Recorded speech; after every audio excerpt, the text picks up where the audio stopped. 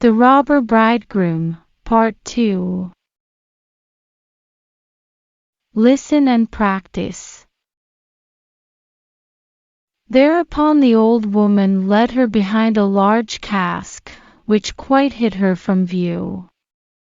"Keep as still as a mouse," she said, "do not move or speak, or it will be all over with you.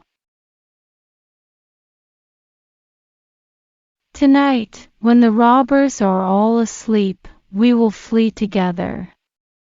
I have long been waiting for an opportunity to escape." The words were hardly out of her mouth when the godless crew returned, dragging another young girl along with them. They were all drunk, and paid no heed to her cries and lamentations. They gave her wine to drink. 3 glasses full, one of white wine, one of red, and one of yellow, and with that her heart gave way and she died.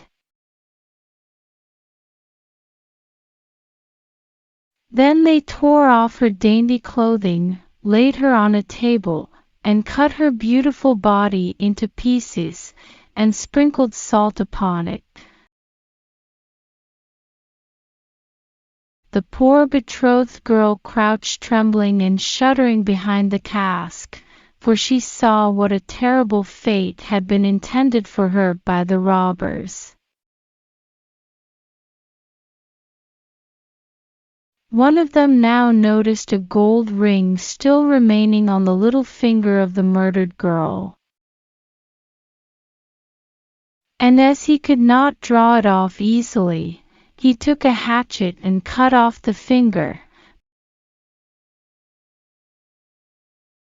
But the finger sprang into the air, and fell behind the cask into the lap of the girl who was hiding there. The robber took a light and began looking for it, but he could not find it.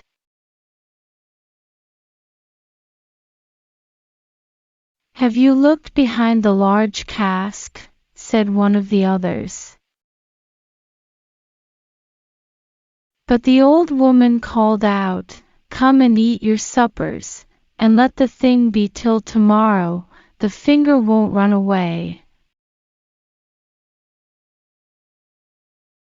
"The old woman is right," said the robbers. And they ceased looking for the finger and sat down. The old woman then mixed a sleeping draught with their wine, and before long they were all lying on the floor of the cellar, fast asleep and snoring. As soon as the girl was assured of this, she came from behind the cask.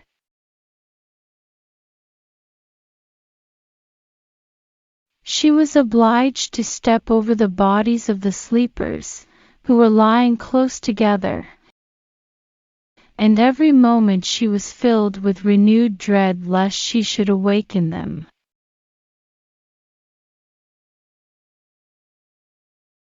But God helped her, so that she passed safely over them, and then she and the old woman went upstairs, opened the door, and hastened as fast as they could from the murderer's den.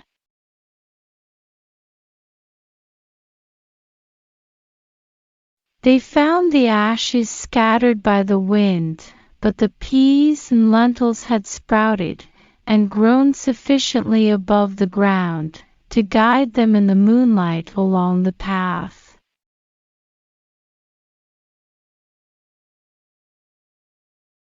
All night long they walked, and it was morning before they reached the mill. Then the girl told her father all that had happened.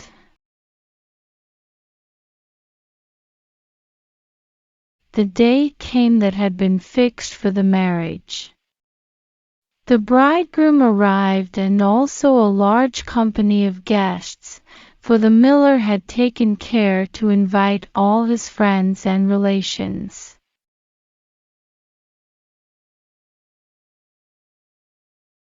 As they sat at the feast, each guest in turn was asked to tell a tale. The bride sat still and did not say a word.